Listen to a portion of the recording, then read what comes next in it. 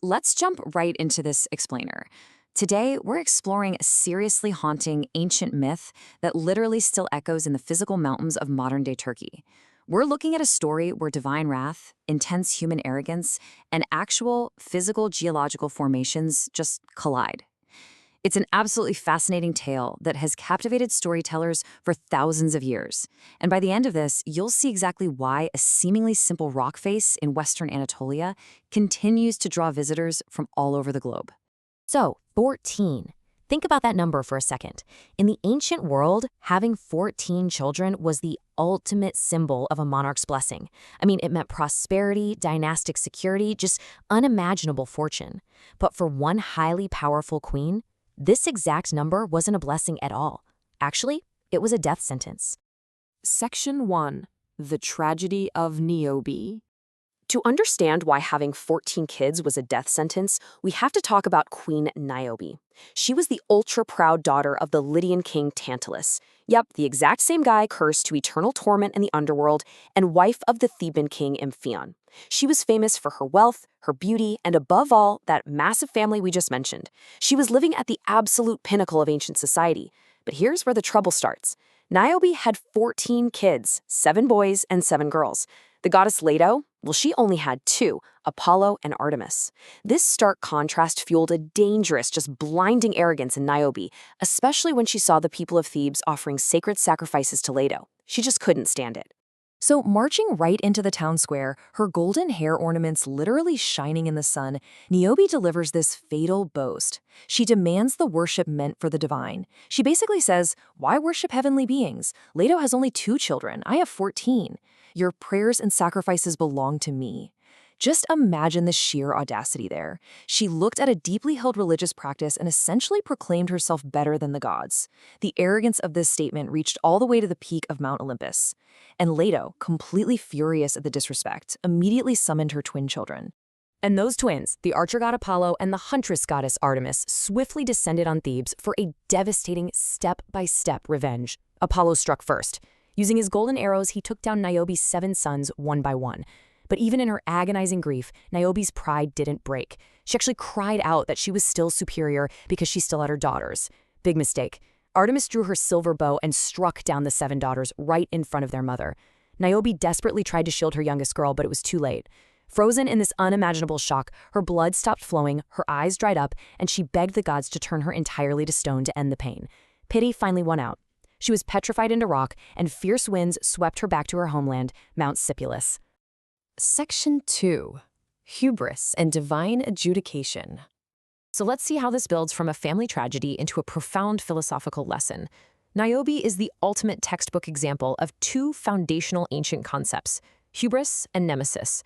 Hubris is that dangerous, divine-level pride where mortals foolishly overstep their bounds, and you simply cannot have hubris without summoning nemesis, the inescapable force of divine justice. Niobe forgot she was human, and the universe violently corrected her. But what's really fascinating here is how the myth secretly maps out a deep cultural shift in ancient Anatolia. It's not just a story about a boastful mother, you know? It represents a massive symbolic clash. On one side, you have the deeply rooted Anatolian mother goddess cult, represented by Leto. On the other side, the newer, highly structured patriarchal hierarchies of the emerging city-states, represented by Niobe. The myth is basically telling the story of the older, natural religious order, brutally reasserting its dominance over the newer political powers. Section 3. The Real Weeping Rock. Now, this ancient warning isn't just trapped in old philosophy books. It actually has a physical address today. If you travel to the city center of Manisa, Turkey, nestled right at the foothills of Mount Sipulus, you'll find the Ağlayan Kaya, the Weeping Rock. This natural rock formation perfectly resembles the profile of a crying woman, and incredibly, water naturally seeps through the porous stone, literally dripping as if the rock itself is crying Niobe's eternal tears. It's a stunning, living monument tied right back to Bronze and Iron Age Lydian culture. Plus, the surrounding area is a protected national park now, home to unique flora like the famous Manisa tulip.